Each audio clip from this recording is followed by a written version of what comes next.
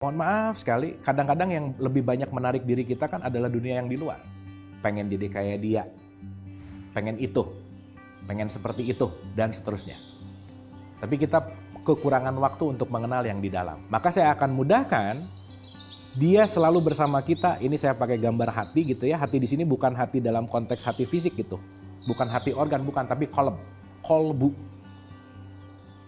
Di mana konteksnya, di dalam hati yang terdalam, disitulah disebut Baitullah, yang disebut dengan yang namanya rumah Allah itu sendiri.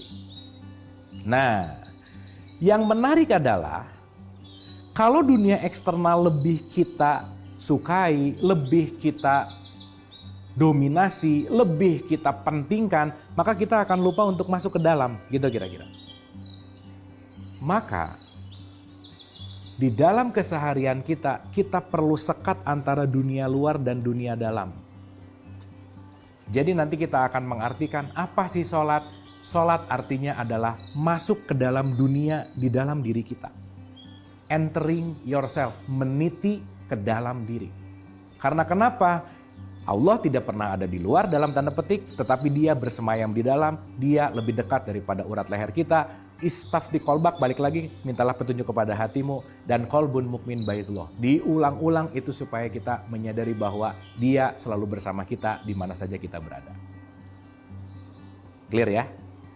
Jadi bahasa gampangnya apa itu sholat? Sholat adalah entering yourself, masuk ke dalam dirimu. Pertanyaan, gimana caranya saya mau masuk ke dalam diri? Kalau saya tidak menutup pintu dulu, yang justru malah menyibukkan diri kita adalah konteks yang dari luar. Karena sesuatu yang sibuk dari luar itu masuk melalui nomor satu adalah pendengaran. Kita dengar. Yang kedua adalah penglihatan. Kita lihat. Dan yang ketiga adalah pendengaran dan penglihatan menjadi sumber informasi yang masuk ke dalam yang namanya pikiran. Maka saya sebut ini adalah pikiran. Jadi 3P lah, pendengaran, penglihatan, jadi pikiran. Maka orang yang pikirannya keluar, dia tidak akan bisa masuk ke dalam dirinya.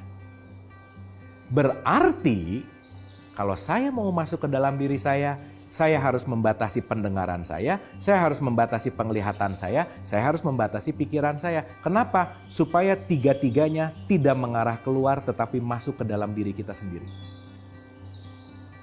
Clear ya?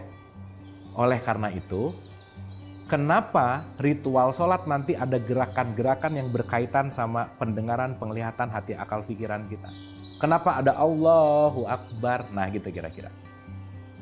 Karena nanti di situ akan ada perpindahan fokus dari pikiran menuju kepada fokus kepada hati kita.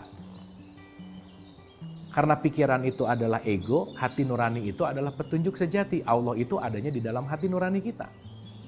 Maka kalau pikiran yang lebih dominan, ego yang akan lebih dominan.